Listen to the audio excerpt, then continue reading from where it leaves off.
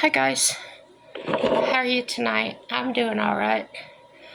Oh, I slept on and off again all day, and I had a dream that, well, let me tell you about it. I've been telling you about this recurring dream I've had about this house that I've never seen and everything. Well, when Cheryl quit, I quit having that dream, and I thought, well, okay. So, I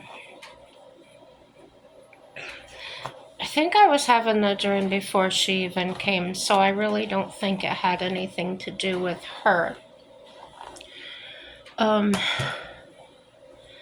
So the dream quit. Then, tonight I was sleeping, and I had this really vivid dream with colors. The objects weren't important to me. I don't think the people really mattered to me, other than maybe to signify a feeling or an experience that I had. But I guess I'll just get into what it was. The dream itself didn't make much sense. Um, it referred to it said it was my husband, and he was working as a door-to-door salesman, delivery guy, and he's never done that in his life. So the door-to-door thing might have been a thing, because I remember it stood out. And to me, that could represent travel. It could represent moving place to place, which I have done. I think between my 20s and 30s, I moved a total of about 65 times. No, not at the same place. Not ever to the same place. It was always different places. And that was either because I got tired of staying where I was at, I couldn't afford it, job loss, got together with a new boyfriend, just different, just life. So, yeah. So I looked up. Now let me tell you about it first. So my husband was working as this, I don't know what to call him, a salesperson, I guess, because he was going door to door. And he comes home one day and he tells me that,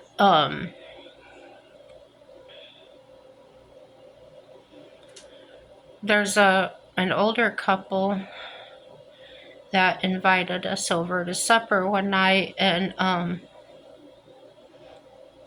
would I go with them? And I says, well, sure.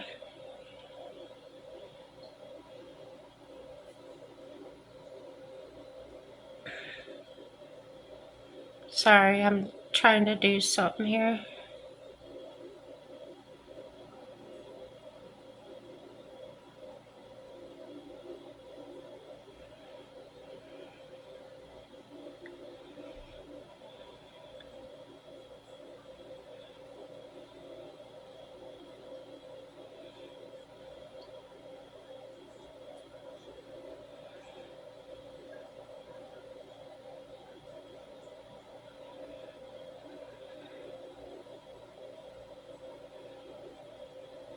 Okay. There was just one more thing I hadn't written down yet that I needed to make sure got written down. Okay. So I'm riding with him, and the vehicle I sense is very large, like a delivery van. But I never see the outside of it. I'm just in the passenger seat while he's driving. And we're going down these roads that are kind of like,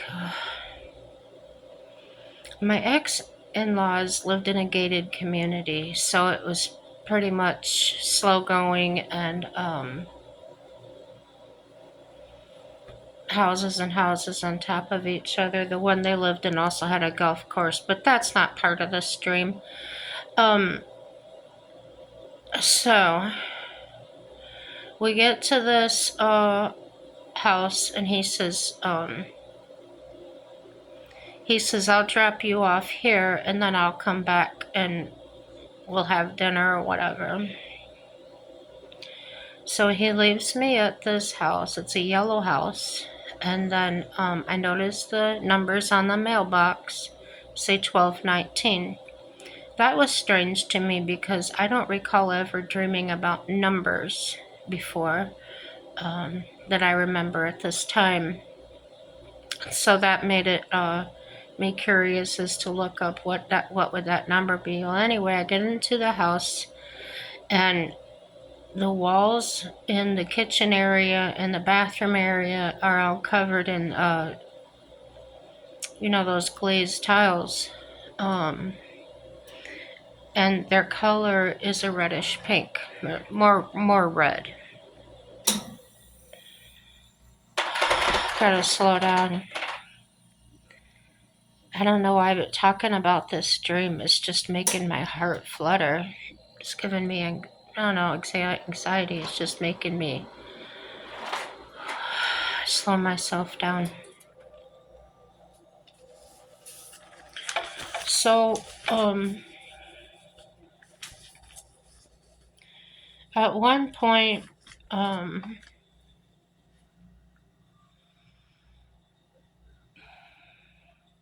they have a love seat.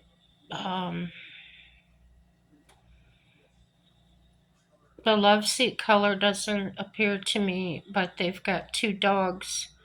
They used to have Cocker Spaniels. One was black and one was chocolate. And in this dream, my ex-mother-in-law is on her knees. She's facing the back of the couch, and the dogs are laying there. And she's got these papers, and they're actually trying to sell me or get me to invest my money and for retirement and all this and that. And I'm just kind of laying there looking at the dogs and ignoring them. And I noticed the dog away from me, the furthest one away from me, is a Cocker Spaniel, but the one towards me appears like a black leather, like a toy dog. So, but he's real, and I pet him, and things like that. Well, he doesn't have the long floppy ears like a Cocker Spaniel. He's like I said, he looks like a leather stuffed dog. So that would probably represent the fakeness of these people. I didn't focus too much on that in the dream. They were acting very much like, oh, they wanted to help me. They wanted to, it doesn't matter. So, first of all, I looked up, because the first thing I remember being significant was the door-to-door job. So I looked up, what is the spiritual meaning of the door? And this says the divine guidance. In many spiritual traditions, an open door is viewed as a sign of divine intervention or guidance. It can represent the idea that the universe or a higher power is leading you toward a specific path. And I thought, well, that's interesting. So then I went to the very next thing I remembered, which was the address 1219. And I typed in 1219 into my search. And immediately pops up Romans 12:19. And that read, Let me look it up again real quick.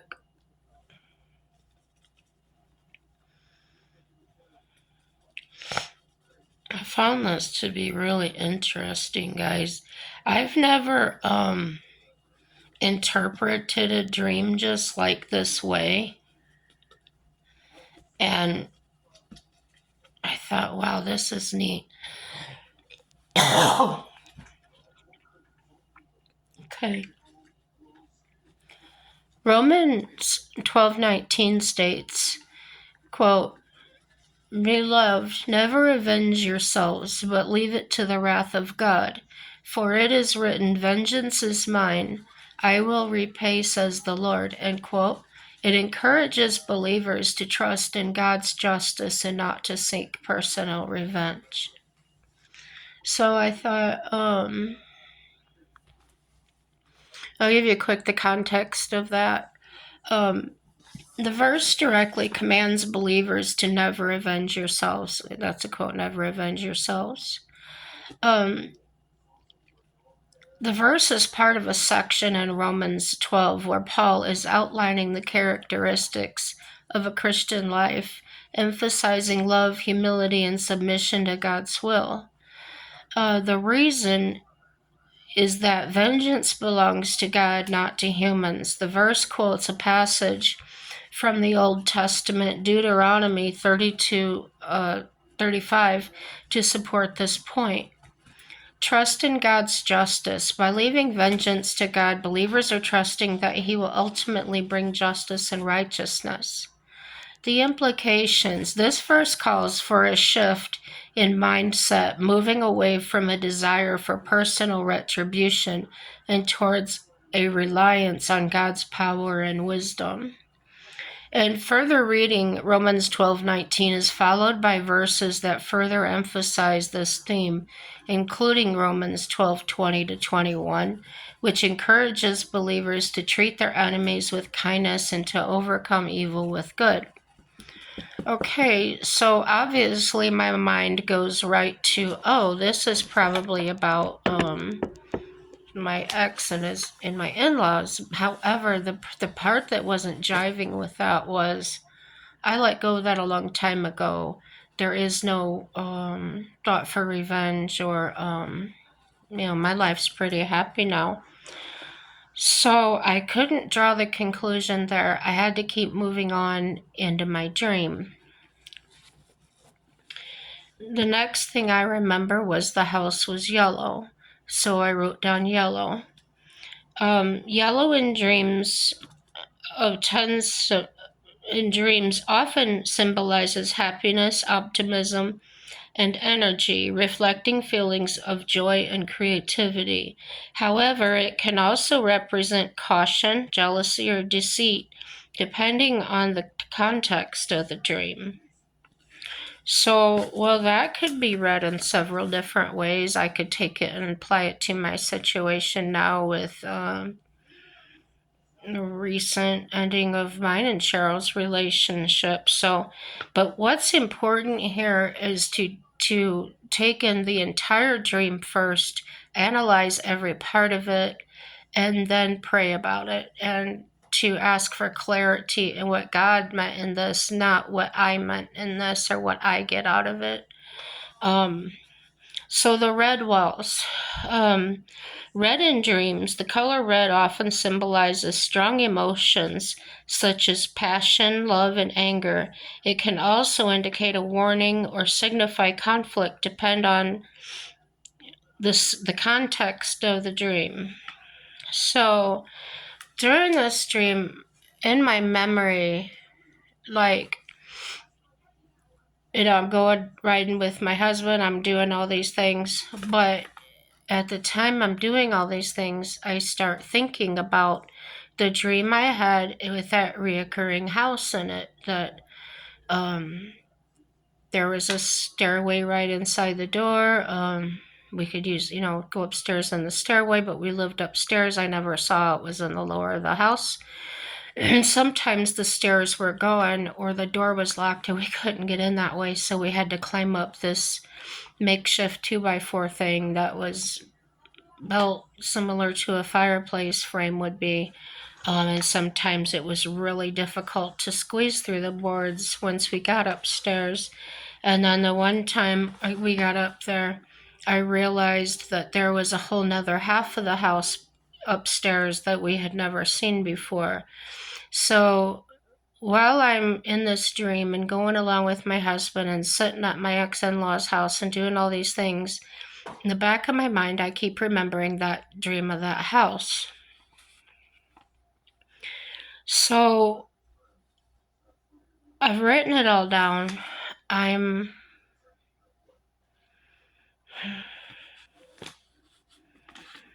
had this pulled up a second ago. So what I'm going to focus on is God. I'm going to pray about what he's trying to tell me, and I want to know if it's actually coming from him and not my own emotions or worries.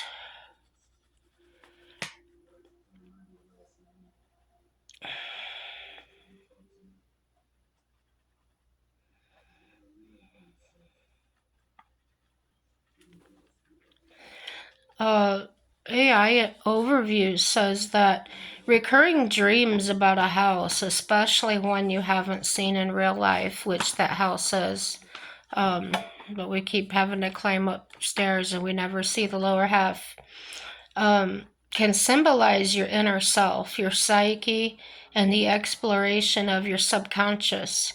The house itself can represent your identity, and the rooms within can signify aspects of your personality or life stages. It says, here's a more detailed breakdown of potential interpretations. Symbol of the self. In dream interpretation, a house often represents the self, your psyche, or your sense of identity. Exploring the subconscious. The house can be a starting point for exploring your subconscious, with new rooms representing new emotions, anxieties, or area of your life you're exploring. And that kind of hit home with me because here I am, I'm dwelling in one portion in the upper level of this house that I've never seen the downstairs of. I've never noticed another portion to the back of that area. And, but I always had the knowing or the sensing that my husband and I own that house. So I described the yard, I described the outside of the house and things. So that's kind of the lines I'm thinking of. I'm trying not to be so set and say, oh, this is definitely this or definitely that, because I feel that I still need to filter this with God and decide, is this actually true? Is it actually coming from him? Or is it coming from the deceiver or the one that wants everybody to just think of themselves and not glorify God? So, gotta be very careful. Personal growth and change. Dreams about houses, especially if they are shifting or changing, can suggest you're going through personal changes or evolving your belief system. And I found that really interesting because how I said the house it changes. Sometimes you open the front door, there's a stairway right there. You can't see inside the rest of the house. And we can go right upstairs to the room upstairs. And sometimes there's no door there. We have to go around the back, right? So that could represent some changes or evolving in my belief system. Like I said, everything with prayer and careful thought. Past memories or experiences. Dreaming about a childhood home or any previous home may indicate you're working through old memories or integrating past experiences. So, because neither one of these homes were not owned, they weren't owned by either myself or my husband, my ex-husband, my in-laws. That's why I believe the house more represented colors and things like that. Um, Stagnation or lack of direction. Finding yourself in the same house repeatedly could suggest a feeling of stagnation or a lack of direction in your life. So that's something to consider, how, I kept dreaming about the same house over and over. Identity and self-care. Houses and dreams can also reflect concerns about self-care and how you are expressing different parts of yourself. New rooms. And that hit because I had that new room up here upstairs, right? Finding new rooms in a house could symbolize new aspects of yourself you've discovered or are exploring. An empty house. An empty house in a dream could indicate feelings of insecurity or a lack of belonging. Lack of privacy. A house with no walls could suggest a lack of privacy or boundaries in your waking lives. So many things, you guys. Many things. Dream interpretation has helped me in the earlier days of my just being relieved of the things I was going through. I focused on dreams and what they meant because it was a way to distract my mind. I also dove into my work. I did everything to avoid, um, I guess what you would say, facing the pain and the anger and being afraid of what I would do if I let myself feel those things fully. So I did, like I said, I did go the dream interpretation class, interpreting your dreams through the Bible, things like that. So I'm very careful on, as I would advise everybody to be, just because you read, oh, this is what it means, or I wouldn't advise looking it up too quickly. Do what I said before. Write down what that represents to you. Try to do it when you first wake up, or while it's still fresh in your mind. Write down the things that stood out to you. Like in mine this time, what stood out was the yellow house, the number on the mailbox, traveling with my husband, the red walls in the house, and the ex-in-laws trying to talk me into giving up money. So yeah, none of it was related to how things are now. Now my ex-father-in-law has passed away. There's lots of things that are not even related to this dream.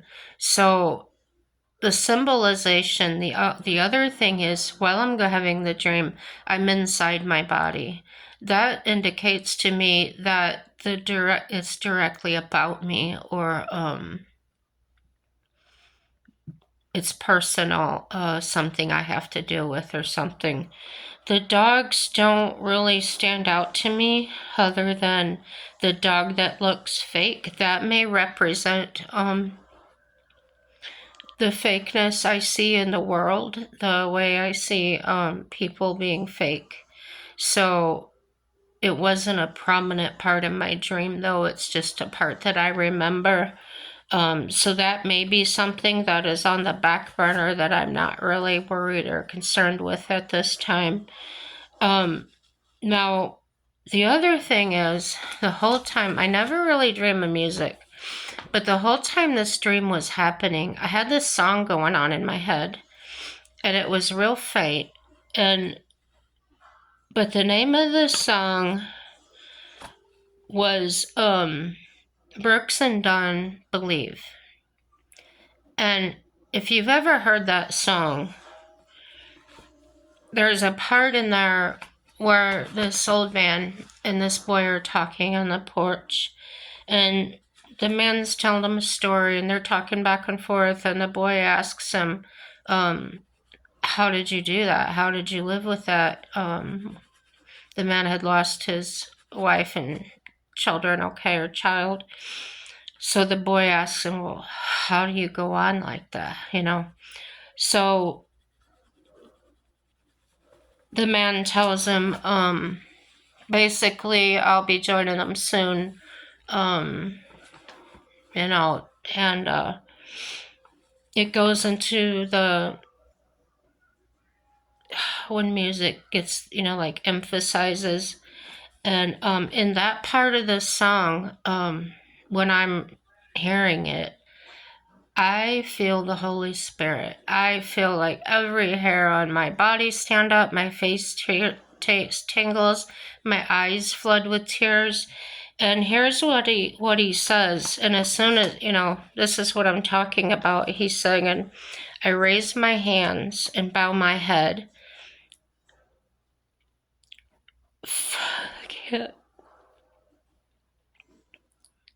Finding truth in the words written in red. You can't tell me it all ends in a slow ride in a hearse. I got the bumps. I've got the tears just reading it, you guys.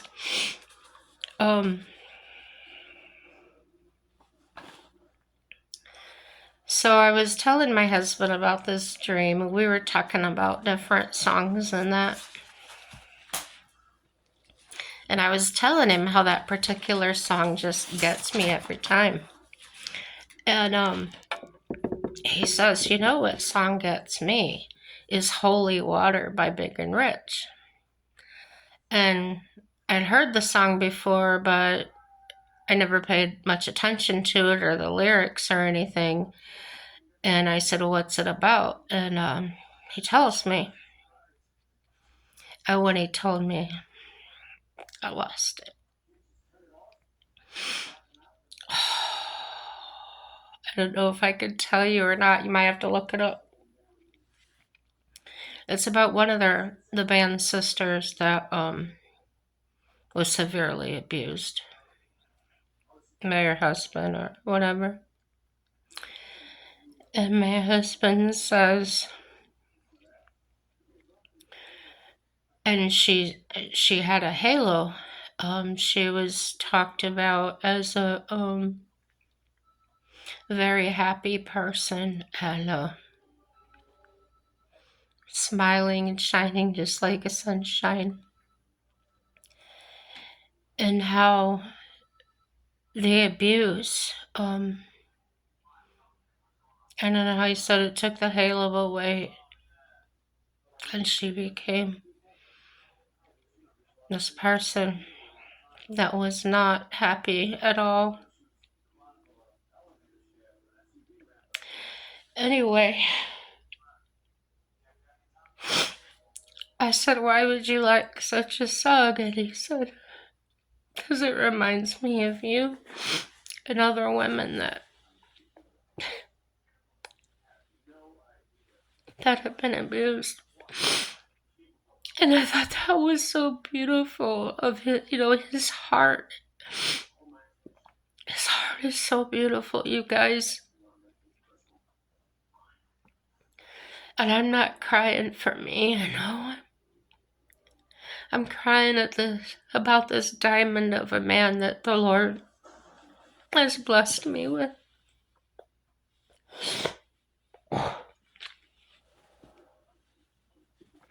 How in touch he is with the Lord, and he doesn't even know it. Maybe he does.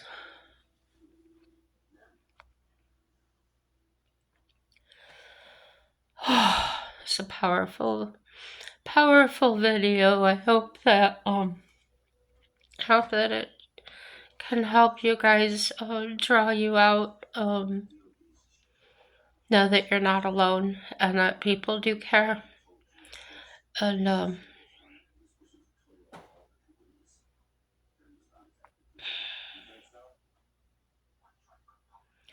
have a song by Big and Rich is called Holy Waters. I'm really trying to get my emotions under control.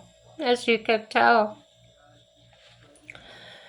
It's a mixed emotional type tears. It's happiness, it's sadness, it's everything.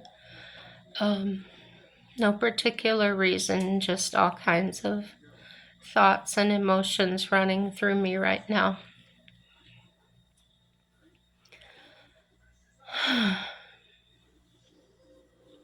At the same time, I feel peaceful and hopeful. Um, I also feel a little bit of remorse, a little bit of shame, embarrassment. It's like all these different emotions coming through at once, and they're flowing through me freely. Nothing is staying, nothing's getting stuck and staying there. Um, yeah, somehow I'm being healed, and definitely speaking with you guys through these videos and watching myself and hearing myself say things has been extremely extremely helpful. um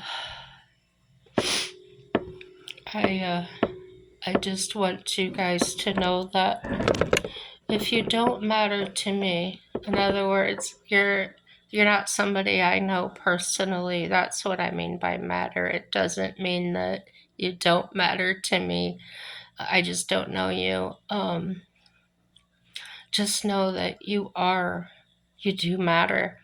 And there are people like my husband that do care, and he's praying for you. I didn't even know this. I've been with the man 14 years, not 13, 14 years now. And I had no idea he felt that way or thought that way. So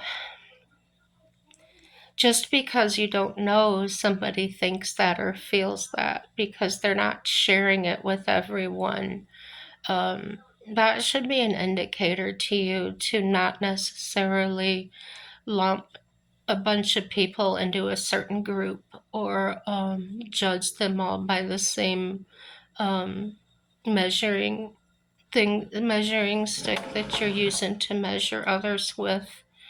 Everybody is unique, guys, and whether somebody agrees with you politically or doesn't agree, let me tell you something. Back when I was growing up, it was a big faux pas. You did not ever ask somebody who they voted for. You did not ever ask somebody their salary or their wages. There were certain unspoken things, unspoken rules that you just never broke. And I can see the havoc it's reaping right now that everybody is discussing these things out loud. Um, they started doing this a long time, probably before I was even born. I can just tell you during my lifetime what I've seen. And I know when I was uh, I don't know, preteen, I guess, the big deal was to watch Donahue. And that's the first time I remember seeing, and this one episode just always stuck with me. And it was about people actually talking about sex and just things that really weren't appropriate, and I felt really uncomfortable as that 11, 12-year old kid, whatever I was. And what I didn't know then was that was actually probably the Holy Ghost or the Holy Spirit convicting me or telling me that's wrong, pulling me away from that. And how many times have you started to feel so uncomfortable in a situation and you're however you think about it, your body warning you, your mind warning you, God warning you, whatever you think it was that was warning you, regardless, you ignored it and you went forward with that. And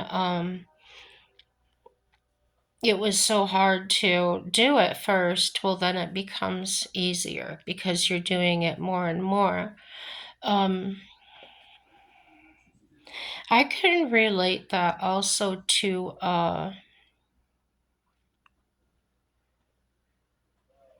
my first marriage. And I had never seen anything like pornography or, no. But the man I married, he wanted to go rent those videos and he wanted me to watch them with him. And what I noticed was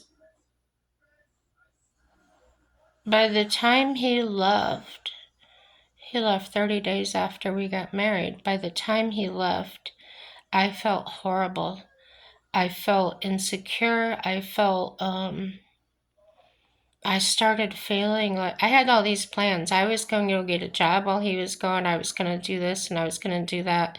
But then all of a sudden, I didn't want to do anything. And I tried to get a job. I went one day and then I quit in the middle of the shift. It was just all these things started falling apart for me. And it wasn't until later years that I started figuring out when God started showing me because I had, met God, surrendered myself to Him. And the more that I walked in this way, the more it was hard, you guys, because the more things were being revealed to me. And it wasn't like having your past thrown up and like, look what you did, you're wrong for this or whatever. No, it was more like God showing me and saying, this is what you've been saved from. This was hurting your soul. This was hurting you. And it may have seemed all right at the time, but you know in the beginning that it was not the right thing to do, that it was bad for you, but you ignored that feeling. And now here you are, all these years later, and look where you're at. So, that's one of the things that kind of convicted me. And when I was feeling real bad again here lately, and trying to identify what that was, going through, well, I'm not doing anything wrong. I'm not this, I'm not that. Well, there's the trouble. I was judging myself, and it's God's job to judge me, right? So when I prayed about it, the sensing I got was it was not the name of shows, it was images from TV shows like dead bodies, like this, like that. Things that would create thoughts in my mind that were not healthy for me. They were dark. They were of the most horrible experiences that in real life people have actually gone through. And I felt such hurt inside from watching those things. And I will tell you the names eventually. Well, maybe I could. I don't know. The crime shows, okay? Very popular crime shows. Even the real crime shows, such as the one I saw today was like Pierce Morgan doing an interview with women that killed their families and did all these things. Okay, when it's not done in an educational way, in my opinion, or a clinical way of this is what happened in this person's brain and things like that. When they're reliving that story, um, they're putting that into other people, and I don't know how to describe that to you. Like I said, I'm trying to read the Bible, but I'm really struggling with comprehension. Um, Here's the closest thing I can tell you that I see it as. A person is preparing a meal, and they have this great big pot of stew or whatever it is, spaghetti or whatever you want it to be. And it's a really huge pot. They're feeding lots of people, okay? Well, a bottle knocks over in a cupboard above it, and it's called arsenic. And just a drop gets in there. And so the person's debating on, well, should I serve it? Should I not serve it? It's just a little bit. So if I throw it out, I'm wasting all this food, right? So here's my example of that. One, if I knew poison, even the tiniest bit, got into what I created, I would not serve it. If I thought, oh, I'm wasting all this food, it wasn't my food to begin with, God will provide more. So, as I relate that, if you're a writer and you're writing these stories that are damaging or poisoning society, you're not a believer. That's my thought. I'm not a judgment. I'm not saying you're going to hell. I'm holding up a sign saying slippery when wet. Like you're gonna slide, you're gonna wreck, you're gonna by hurting God's children, even if it's just in their psyche, in their mind, you're really hurting him. If you're the type of person, and that's just not crime shows, you guys, this can be shows that are shown on a love channel, or these stories of an old-time small town where two people meet and like 2 weeks later they're in love and everything else, right? The fantasies, okay? Fantasies can be bad too, and that they can distract a person from their path with God. Just their path in life, they could be heading one direction, and then Satan will use somebody and do these little tinkly bells or shinier, say, "Hey, look at this," and you get strayed by that, because we really are dumb animals. Yeah, we are. So educated, book smart idiots. So God knows that, the devil knows that, and they all try, they try to profit on that. And the people that are doing these things, we can't condone them either, because that's God's judgment. He's dealing with them, or he's trying to deal with them, and they're ignoring him. They don't hear him. His voice may be getting drowned out by other things. So, at the root of our problems in this world is simply not living right. Not the actions people do, no matter what they are, is a product of the main thing. Let's get to the heart of it. It's not about debates. It's not about what we think is right or wrong or the laws. It's about God's laws. And the more people that realize that, the more people that can bring up their kids knowing Christ. And I'm not saying Christianity is the only religion. Please don't misunderstand me. This is the religion I've chose. I don't like the label, but I don't know how else to explain what non-denominational is to people that don't know about it. They may think it's a cult or something along those lines. I know my mom did when I told her what kind of church I was attending. So, and I invited her several times. I said, well, just if that's what you think, come visit. Come, let me know if that's what you think it is.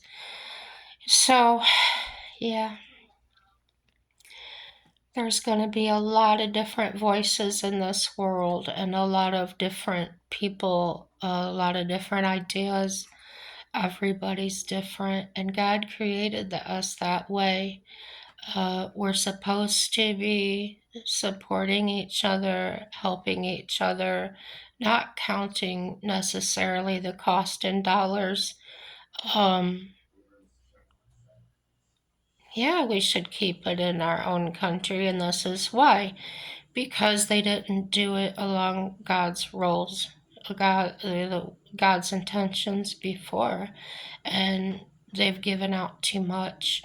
And in the Bible, it does say to take and drink yourself, and then you'll have plenty left to give everyone else a drink, or however that's worded. Like I said, I don't know the Bible. I'm trying, you guys. I'm trying, but most of you don't want to hear someone preach scripture anyway, and I really don't want to drive anybody away by doing that. I may not have it right either. I don't want to be a false teacher or a preacher. So I'm never going to tell anybody how to live. I can just tell you my experiences and pass on, like the elders used to do for us, okay? And where I'm getting that from is, like I've said before, I've always enjoyed the company of older people. Um, no, not all of them were perfect. Yeah, a lot of them were sinners. We're all sinners. But I still enjoyed the conversation and enjoyed the stories, things like that. You got to put things in context. As I said about how I visualize a really difficult person, they're being really difficult, and I put them a vision in my mind that I shrink them down to the size of a child and imagine them as a child. And that helps me accept the way they're acting as non-offensive to me. It helps me keep the problem where it's at. It's their problem. Now, if they are addressing a certain thing that I've done that has caused an issue, absolutely, I still listen. And then I correct my issue. I don't get narcissistic about it and say, oh, no, that's on you. That's not on me. Okay, that's another subject. But anyhow, I think you get the point.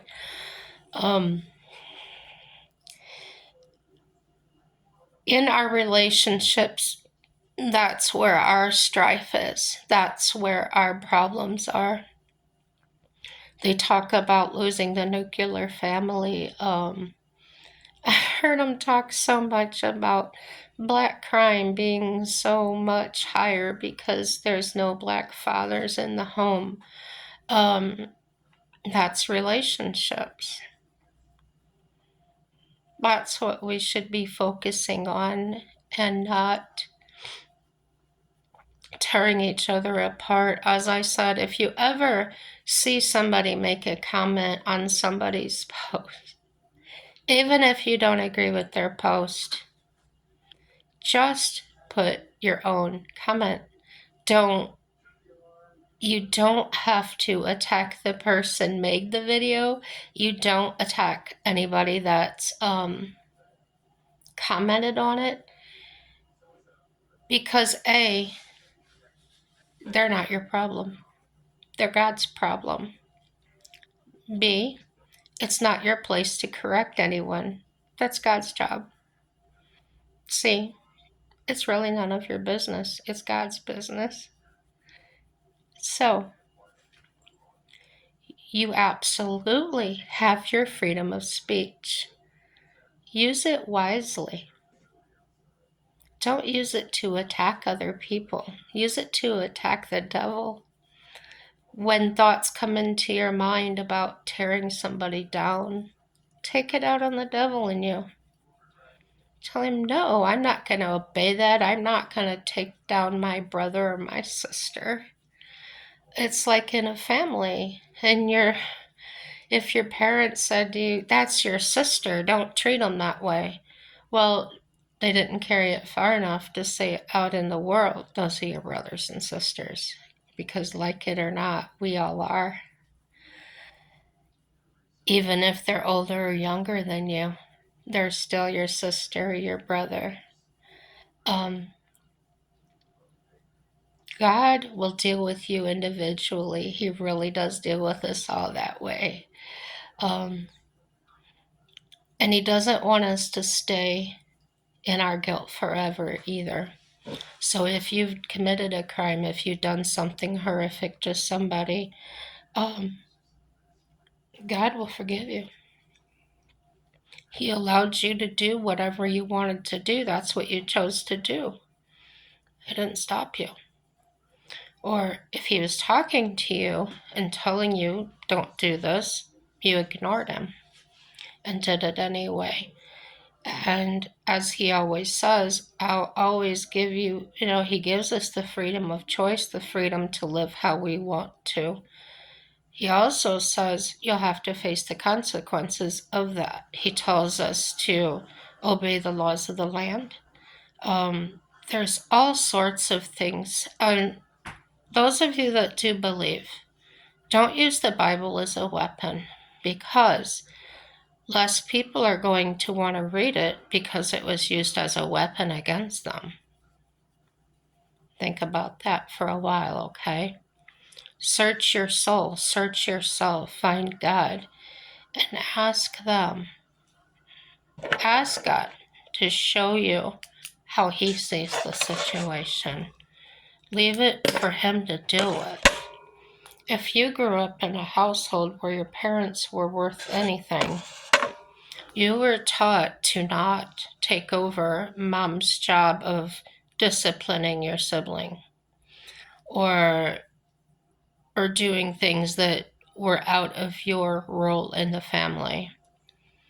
And too many people forget that when they grow and leave their house. Again, these are my opinions and things out of my own head, perspectives, okay? So you don't have to believe anything I say. You don't have to take anything in that I say. And I just said it, and I felt that that's my truth. That's the way I believe right now. As I grow deeper in my relationship with God, absolutely things may change. I'm probably like a preteen in my walk with God. That's my own observation of it. I was an infant for years in my understanding. And He's been very patient with me, you guys. Oh my gosh, He has never-ending patience. Not like people at all. To know Him is to know love. And once you've experienced that love, there's nothing that can touch that. No matter what anybody says, no matter what anybody does. And I had an awesome experience growing up, as I've told you about, where the family lost 2 children at one time, and they prayed and they went about their day. They were chastised so much that they had to move away, and I lost contact with my friend Jenny and have never seen her again. It's been 40 some years now. I would love to see her again or talk to her again.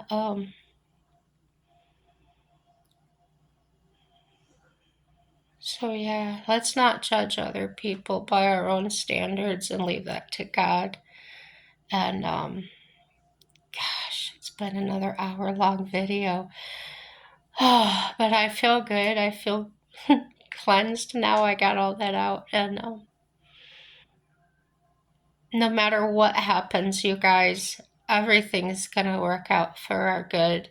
Let's not judge each other and leave that to God. And let's work on our own walk with God, okay?